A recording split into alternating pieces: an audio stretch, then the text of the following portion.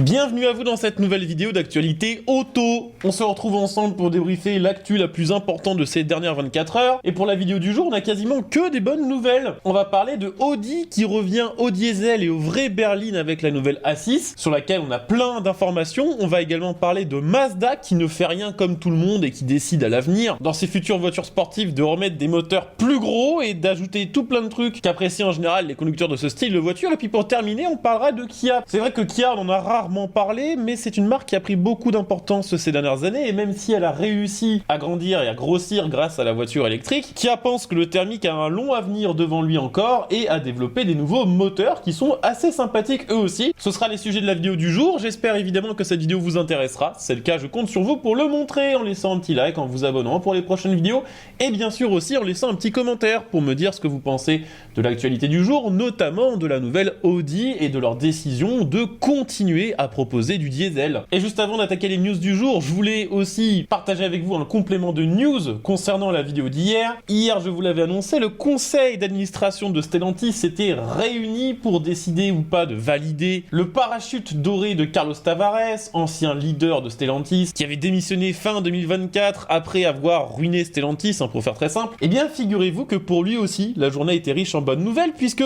déjà sa rémunération de 23 millions d'euros a été validée, mais en plus de ça, il a eu un bonus de 12 millions d'euros. L'Assemblée Générale a voté à 66,9% pour accorder cette somme à l'ancien directeur. Notre jeune retraité Carlos Tavares aura donc empoché au total plus de 100 millions d'euros durant ces 4 ans de gestion de Carlos Tavares, ce qui est quand même une somme, ma foi, fort sympathique. Voilà, on lui fait une bonne retraite, on pense fort à lui, et on entame tout de suite les news du jour.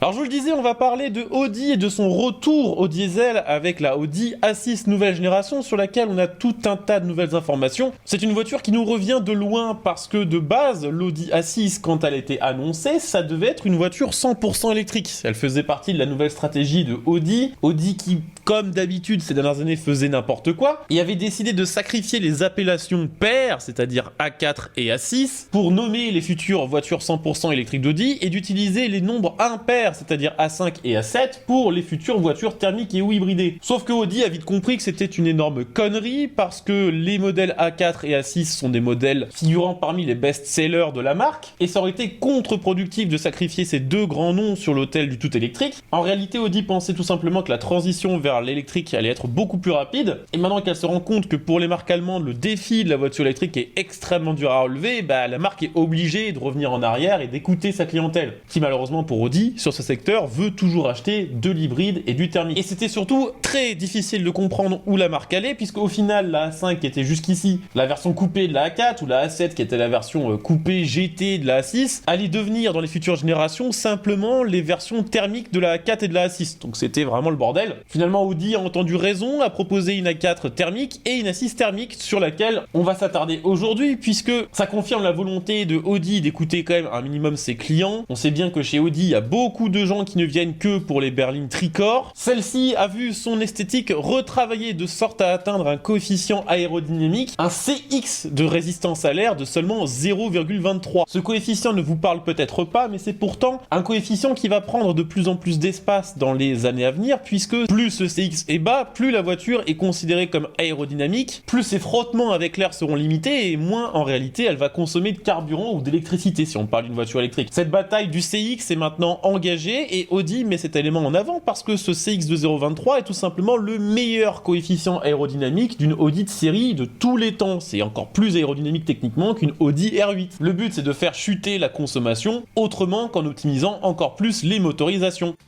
Cette nouvelle A6 réutilise le même châssis, la même base que la nouvelle Audi A5 ainsi que le nouveau Q5. Elle fait 4,99 m de long, elle récupère plusieurs éléments traditionnels des Audi modernes pour l'esthétique, c'est-à-dire la grande calandre centrale, ainsi que les longs feux avant effilés auxquels Audi nous avait déjà habitués sur ses précédentes générations d'auto. L'intérieur, c'est du Audi tout craché avec deux écrans de 11,9 et 14,5 pouces, un troisième en option pour le passager qui est polarisé pour ne pas être visible par le conducteur conducteur, c'est-à-dire que le passager pourra regarder son meilleur boulard sans jamais que le conducteur ne s'en rende compte. Et surtout, côté motorisation, Audi a écouté ses clients, puisque Audi, sur cette nouvelle A6, va proposer à son lancement 3 motorisations. Déjà un 2 litres essence TFSI de 204 chevaux, qui permettra à l'A6 de faire le 0 à 100 en 8 secondes 2, et surtout d'afficher une consommation moyenne de 7,1 litres au 100 km. Il y aura ensuite un V6 essence équipé du système hybride MHEV+, c'est l'hybridation légère avec 2 assistances électriques. Sur cette version-là, ça sort 367 chevaux, 0 à 100 en 4 secondes 7 et consommation annoncée de 6,9 à 7,8 litres au 100 km. Et enfin, pour terminer, Audi n'a pas oublié qu'une grande partie de ses clients étaient intéressés par des diesels. Le diesel, sur ce genre de voiture, c'est ce qui a le plus de sens. Ce sont des grandes routières qui sont faites pour enchaîner des centaines de kilomètres à 160 au régulateur. Et pour ce genre d'exercice, actuellement, le diesel reste le maître. Ici, ce sera pour l'instant un 2 litres TDI 204 hybridé qui sera disponible en 2 transmissions différentes, soit traction, soit 4 roues motrices, et qui affiche une consommation moyenne de 5,1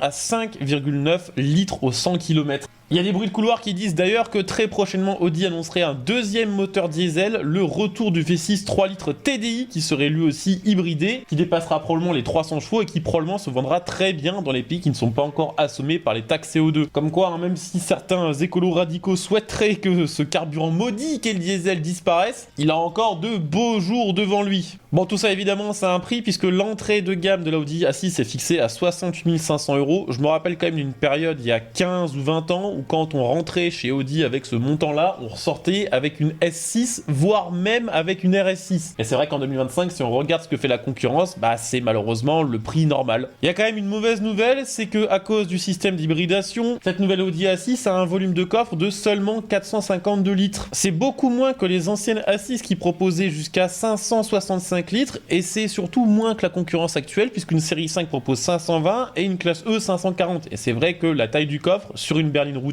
ça a son importance parce que ce sont des voitures qui vont transporter de la valise. À vous de me dire en commentaire ce que vous pensez de cette A6, mais elle est quand même bien plus cool, je trouve, globalement, que la merguez que ça avait été annoncé lorsque Audi ne parlait à l'époque que de version 100% électrique.